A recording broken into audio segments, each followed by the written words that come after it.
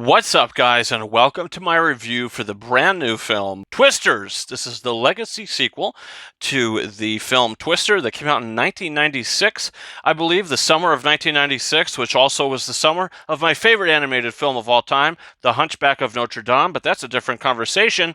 This film doesn't really pick up from the last movie. This is basically like a reboot of the series. There's really nothing in this film that really even references that original movie except one thing that you see in the beginning of the movie. The stars Daisy Edgar-Jones and Glen Powell. Are they as charismatic and likable as Helen Hunt and Bill Paxton? I believe they are. I think that this movie has a really good story at its core.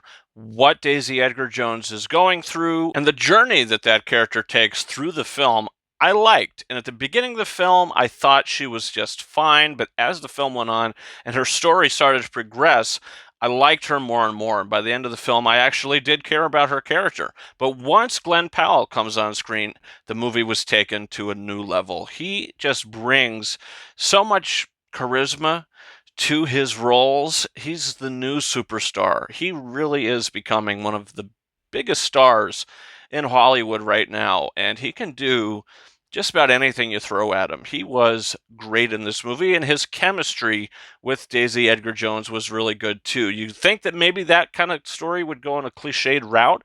It really doesn't. And it's really sweet and really heartwarming the way it goes. Anthony Ramos is also in the film, who's a character that I wasn't sure how I felt about him until the end of the film, where things kind of start to wrap up. Look, this is a satisfying movie.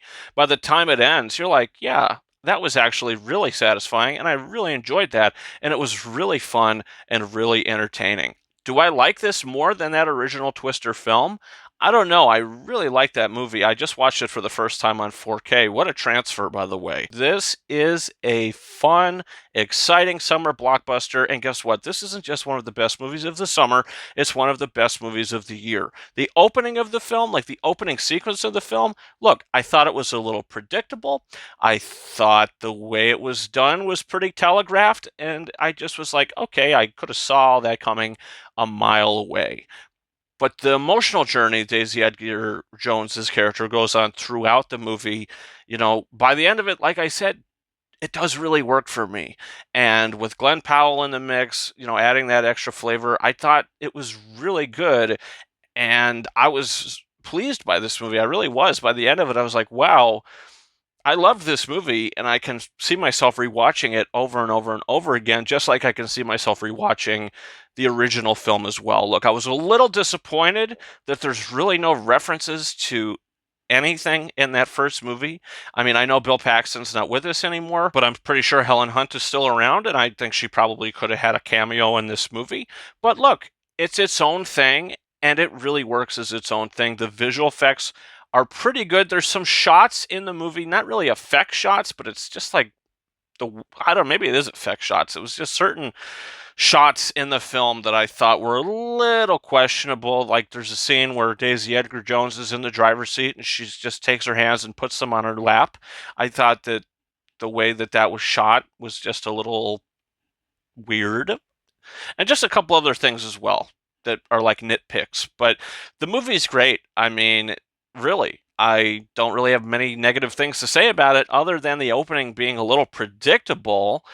But by the end of it, I really cared and I was interested and engaged in the story. And from that first film that they're trying to, track these tornadoes so we can get more of a warning for people to get to safety, this film, we're trying to tame the tornadoes and make them vanish and disappear. We are trying to extinguish the tornadoes. So it's a bigger story that I think does work. Look, I feel like the original movie is more exciting, but the sequences in this movie, I'm not going to say aren't exciting. I just think the first film has more exciting sequences, even though I felt like that movie, things were a little repetitive in that film, how their device keeps failing and they keep failing until the end of the movie, where this is it's different. It starts to retread similar threads of the original film, but by the end of it, it does turn into its own thing, which I really appreciated. Does it feel a little too long? Maybe it could have been cut down a little bit. David Cornsweet is in this movie, Superman himself, which I thought he was good in the role. And I just, look, the movie's great.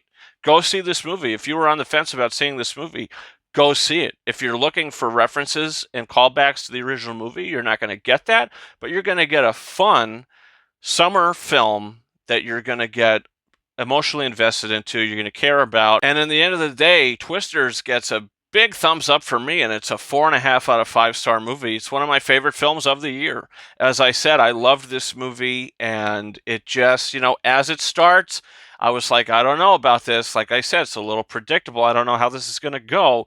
But as it goes and when it ends, it is extremely satisfying and just a great movie-going experience overall. And I think it's a great double feature. If you watch 1 and 2 back to back, I think you're going to have a great afternoon. So guys, comment your thoughts down below. Did you see Twisters? Do you plan on seeing it? What's your thoughts on the movie? Also, don't forget to hit that subscribe button. We got a bunch of reviews coming in the future. The film from Disney and Jerry Bruckheimer, a movie that supposedly got a theatrical release, but I think that was extremely limited because it came in no theaters around me. Young Woman and the Sea. And we are just a week out from Deadpool and Wolverine. I'm very excited to bring a non-spoiler review to you guys.